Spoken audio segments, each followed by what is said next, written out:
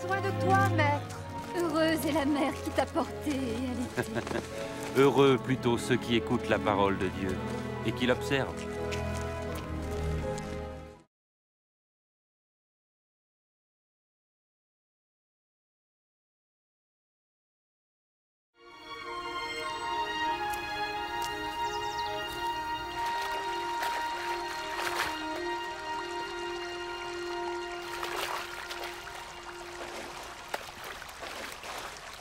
Apprends-nous à prier, comme Jean l'a appris à ses disciples.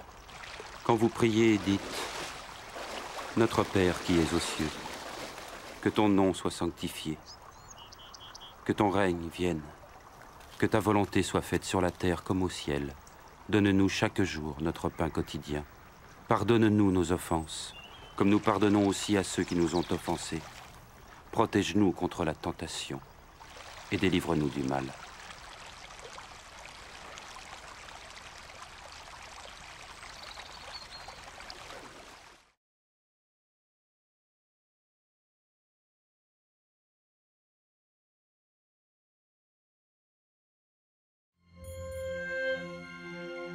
Dans les Saintes Écritures, Dieu déclare que le Messie viendrait pour être le sauveur du monde. La vie de Jésus prouve qu'il est bien celui dont les prophètes avaient parlé.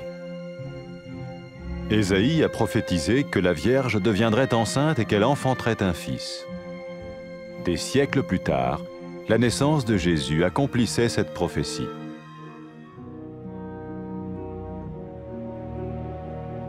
Les Saintes Écritures déclaraient que le saint à naître serait appelé le Fils de Dieu.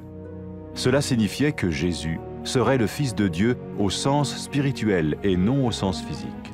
Nous le voyons par sa manière de vivre. Il a guéri des malades, il a pardonné leurs péchés, les a ramenés à Dieu et leur a promis une place dans le royaume éternel de Dieu. Il s'est offert lui-même en sacrifice pour le péché à leur place. Puis il est revenu à la vie, victorieux sur la mort selon le plan de Dieu. Jésus a dit « Personne ne me prend la vie, mais je la donne de ma propre volonté. » La vie de Jésus n'a pas seulement accompli les écrits des prophètes, mais elle a aussi confirmé la vérité de la sainte parole de Dieu. Les prophètes avaient écrit « Ta parole, ô mon Dieu, est parfaite, elle dure à toujours. » Jésus lui-même a dit « Le ciel et la terre disparaîtront, tandis que mes paroles ne disparaîtront jamais. » Jésus est venu pour nous donner la vie dans toute sa plénitude. Et quand l'homme a désobéi à Dieu dans le jardin d'Éden, il a choisi sa propre voie et ses actions l'ont séparé du Créateur.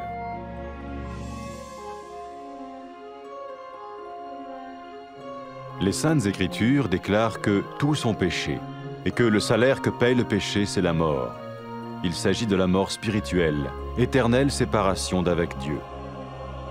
Mais tout comme Dieu a donné un bélier pour qu'il meure à la place du fils d'Abraham, ainsi il a envoyé Jésus, le Messie, mourir à notre place. Sa vie, sa mort et sa résurrection restaurent la relation entre Dieu et tous ceux qui mettent leur confiance en lui.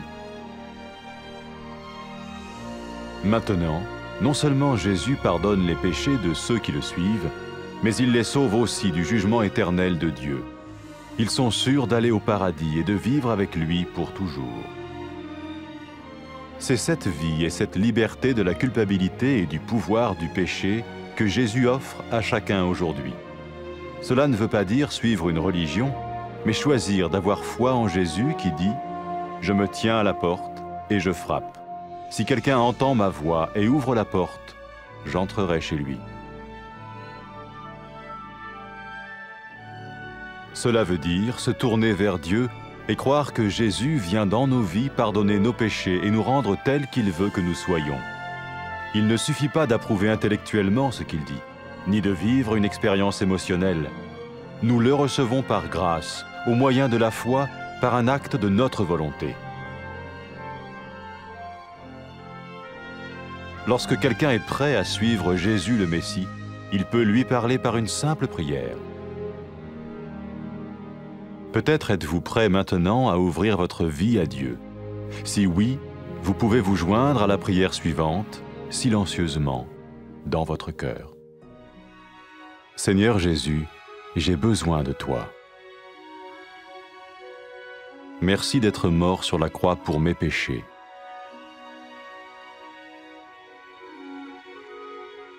Je confesse mes péchés et je m'en repens.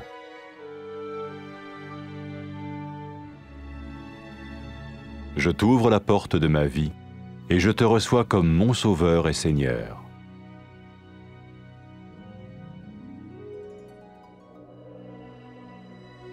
Merci de me pardonner mes péchés et de me donner la vie éternelle.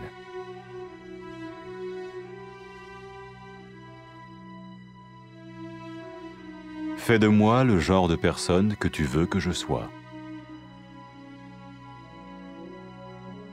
Maintenant que je deviens l'un de ceux qui te suivent. Amen.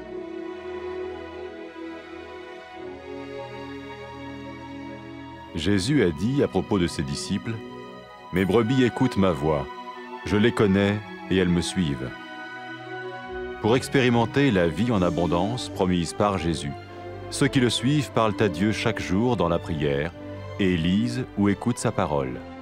Ils parlent de lui à d'autres personnes et rencontrent régulièrement ceux qui l'aiment et le suivent.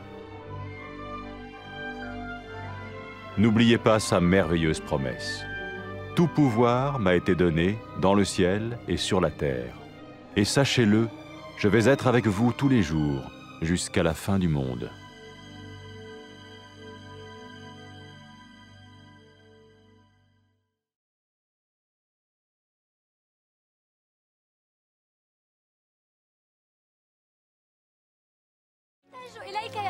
طوبى للأم التي ولدتك وأرضعتك. بل طوبى للذين يسمعون كلام الله ويطيعونه.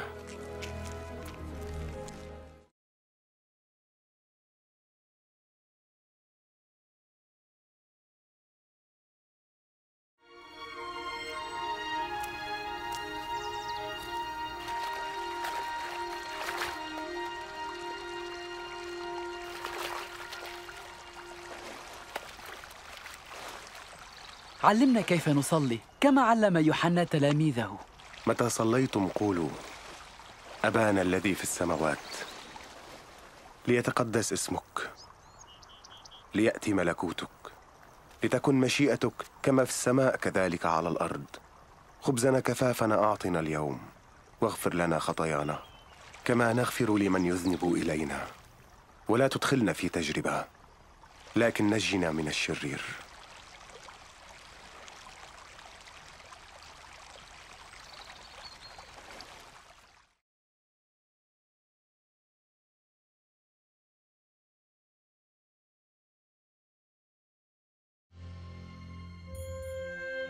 في الكتاب المقدس يعلن الله أن المسيح سيأتي ليكون مخلص هذا العالم. وحياة يسوع تقدم لنا الدلائل على أنه كان حقاً من تحدث عنه الأنبياء، فإشعياء تنبأ بأن العذراء ستحبل وستلد ابناً. وبعد قرون كانت ولادة يسوع تحقيقاً لهذه النبوة. أعلن الكتاب المقدس أيضاً أن القدوس المولود من العذراء سيدعى ابن الله، وهكذا كان يسوع ابناً لله، ليس من منظور جسدي طبيعي بل من ناحية روحية. ونحن نرى هذا واضحاً في الكيفية التي عاش بها يسوع حياته، إذ شفى المرضى وغفر خطاياهم وردهم إلى الله، واعداً إياهم بنصيب في ملكوت السماوات، ثم قدم نفسه ذبيحة للتكفير عن خطاياهم، وقام ثانية قاهراً الموت. قال يسوع عن حياته: ليس أحد يأخذها مني، بل أنا أضعها من ذاتي. لم تتمم حياة يسوع نبوات الأنبياء فقط، لكنها أكدت أيضاً حق كلمة الله المقدسة، فقد قال الأنبياء قبلاً: إلى الأبد يا رب كلمتك مثبتة في السماوات. ويسوع نفسه قال: السماء والأرض تزولان لكن كلامي لا يزول. جاء يسوع ليمنحنا ملء الحياة، لكن الإنسان عصى الله في جنة عدن مختاراً أن يحيا كما يريد، وبهذا انفصل الإنسان عن خالقه. يعلن لنا الكتاب المقدس أننا جميعاً أخطأنا، ويعلن أن عقاب الخطية هو الموت، أي موتاً روحياً بابتعاد أبدي عن الله. لكن كما قدم الله لإبراهيم ذبيحة كبش عوضاً عن ابنه، هكذا أرسل الله يسوع المسيح ليموت بدلاً عنا. وهكذا أصلحت حياة يسوع وموته وقيامته العلاقة بين الله ومن يؤمنون به. وأولئك من يتبعون يسوع لا ينالون فقط غفران الخطايا، لكنهم قد نجوا أيضاً من دينونة الله الأبدية، ضامنين لهم مكاناً في الفردوس مع الله إلى الأبد. يقدم لك يسوع اليوم حياة جديدة وخلاصاً من سلطان الخطية، وهذا لا يعني اتباع دين جديد، لكنه إيمان بعمل يسوع الذي قال: ها أنا واقف على الباب وأقرع، إن سمع أحد صوتي وفتح الباب أدخل إليه. وهذا يعني أيضاً اللجوء إلى الله، واثقاً أن يسوع سيدخل حياتك غافراً خطاياك ومغيراً إياك إلى الإنسان الذي يريده. ولا يكفيك أن توافق فقط على ما تسمع الآن أو أن تختبر شعوراً عاطفياً، فنحن نقبل نعمة يسوع بالإيمان تعبيراً عن إرادتنا هذه. وحين تكون على استعداد لاتباع يسوع المسيح، فيمكنك عندها أن تخاطبه شخصياً من خلال صلاة بسيطة. قد ترغب الآن بأن تسلم حياتك لله. إن رغبت بهذا، فيمكنك أن تصلي هذه الصلاة بصمت في قلبك. أيها الرب يسوع، أنا أحتاج إليك. أشكرك لأنك مت على الصليب لأجل خطاياي. أعترف الآن بخطاياي وأتوب عنها. أنا أفتح الآن باب قلبي وأقبلك مخلصاً ورباً.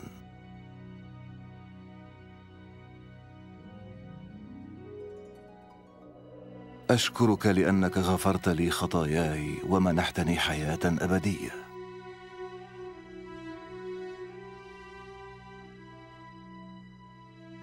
اجعلني ذلك الإنسان الذي تريدني أن أكونه، بينما أصبح واحداً من أتباعك. آمين.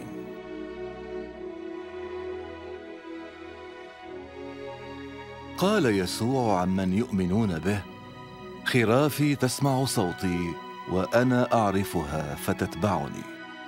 لتختبر حياة البركة التي وعدك بها يسوع، عليك أن تتحدث إليه في كل يوم بالصلاة وأن تقرأ كلمته. أخبر عما صنعه في حياتك، والتقي بآخرين ممن أحبوه وتبعوه، وتذكر وعده الرائع: دفع إلي كل سلطان في السماء وعلى الأرض، وها أنا معكم كل الأيام إلى انقضاء الدهر.